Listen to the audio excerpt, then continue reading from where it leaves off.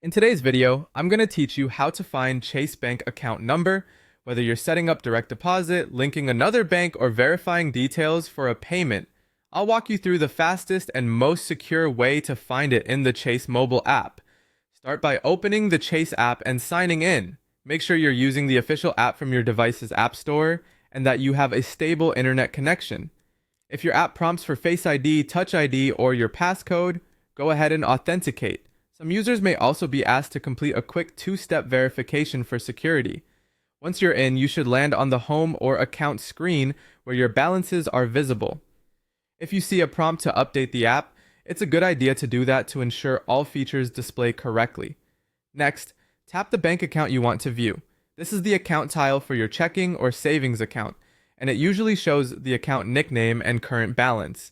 If you have multiple accounts, double check that you're selecting the right one by looking at the nickname or the last few digits shown on the tile. Tapping the tile opens the account details page where you'll see recent transactions, available balance, and additional options. Now look for the option labeled Show Details and tap it. This is the key.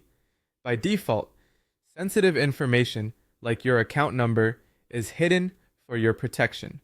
When you tap Show Details, your routing number and account number will appear on the screen. Depending on your app version, you may see a small eye icon or a link that says Show Account Number or See Full Account Details. They all do the same thing. Your routing number is the 9-digit code that identifies the bank and region, and your account number is the unique number tied to your specific account. If you see a copy button next to either number, you can use it to copy the exact digits and paste them into a form without typing errors. When you're done, you can tap hide or simply navigate away to remask those details. A few quick tips before we wrap up. Only reveal your account number when you need it and avoid sharing it through unsecured messages or screenshots. If something doesn't look right in the app, try refreshing, closing, and reopening it or checking for updates.